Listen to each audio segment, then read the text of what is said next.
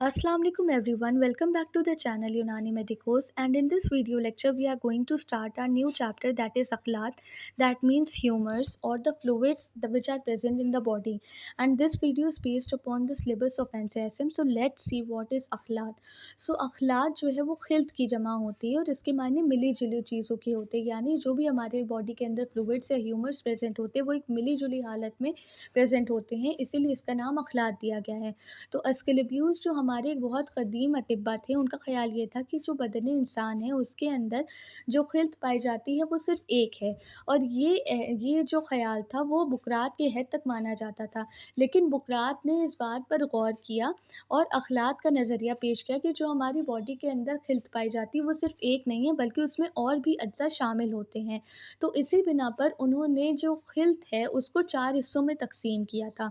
और इसी के साथ जो हमारे एक और मशहूर फ़िलोसोफ़र हैं अबू सहल मसीही, उनका ये मानना था, उन्होंने ये डेफ़िनेशन दी थी कि खिल्त वो मादा रतब सयाल है जो ऐसे बर्तनों में बंद करके रखा गया है जो उसे बह जाने से बाज़ रखते हैं।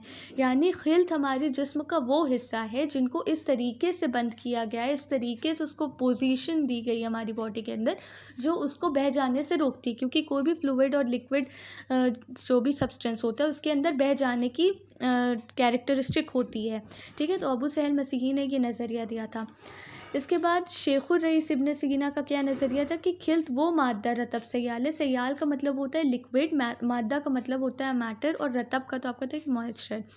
तो वो मादा रतब सयाल है जिसकी तरफ ग़िज़ा अव्वलन मुस्तहील होती है, यानी ग़िज़ा जिसकी तरफ पहले रुजू करती है हमारे जिस्म में जाने के बाद, खिल्त वो मादा रतब है।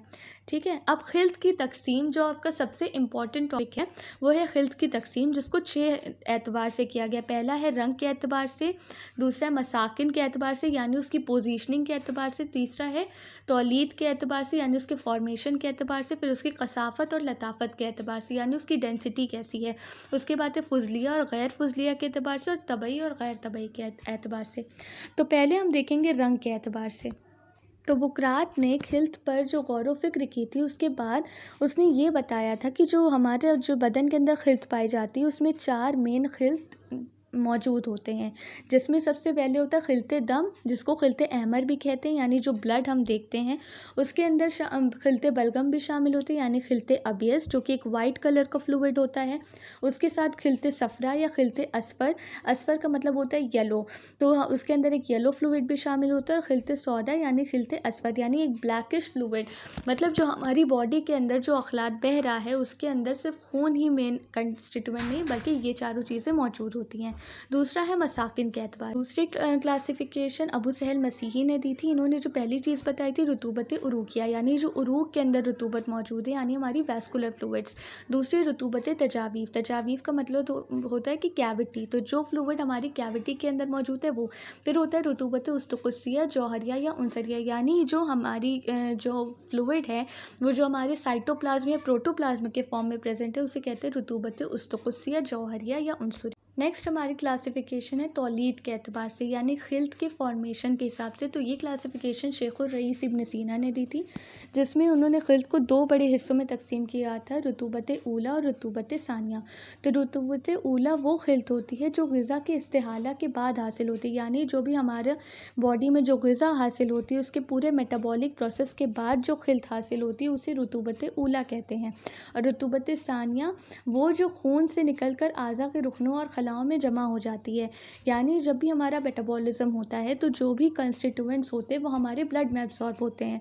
तो अब जो रुतूबत हमारे खून से निकलकर आज़ा के रुकनों और खलाओं यानी हमारे ऑर्गन की कैविटीज़ में जमा होती है उसे रुतूबत सानिया कहते हैं।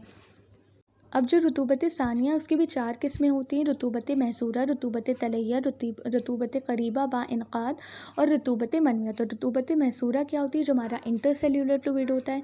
रुतूबत फलैया, जो तलैया का मतलब होता है कोई भी चीज़ जो ओस या शबनम के फॉर्म में स्टोर हो रही हो, तो वो चीज़ें, वो रुतूबत जो एनर्जी प्रोडक्शन में हेल्प करती है, मॉइस्चर प्रोवाइड करती है। रुतूबत करीबा व इनक़ाद यानी जो ऑर्गन्स में से रिलेटेड फ्लूइड है, और रुतूबत मनविया यानी जो सेमेन का प्रोटोप्लाज्म होता है वो। फिर चौथी तकसीम है कसाफ़त और लताफ़त के एतबार से। इसकी दो किस्में होती हैं, खिलत लतीफ़ और खिलत कसीफ़। तो खिलत लतीफ़ वो खिलत होती है जो रूह के साथ एतराक़ पज़ीर होती है, जिसमें तवानाई यानी एनर्जी का प्रोडक्शन करती है, यानी एटीपी का प्रोडक्शन करती है। और खिलत कसीफ़ वो होती है जो आज़ा के बनने में मदद करती है। फिर फ़ुज़लिया और गैर फ़ुज़लिया। फ़ुज़लिया से आप समझते हैं कि जो खिलत बॉडी से निकल जाती है उसे फ़ुज़लिया कहते हैं या फिर गैर महमूद कहते हैं। यानी महमूद का मतलब होता है कोई भी अच्छी चीज़, तो जो भी अच्छी चीज़ होगी वो बॉडी से निकलेगी नहीं, और जो अच्छी चीज़ नहीं होगी उसका बॉडी से निकलना बाइस मुसर्रत माना जाता है, और उन्हें खिलत गैर महमूद या खिलत फ़ुज़लिया कहते हैं। और जो बॉडी में तबई तौर पर बनती है और तबई अफ़ाल को अंजाम देती है उसे रतूबत गैर फ़ुज़लिया, रतूबत महमूद कहते हैं।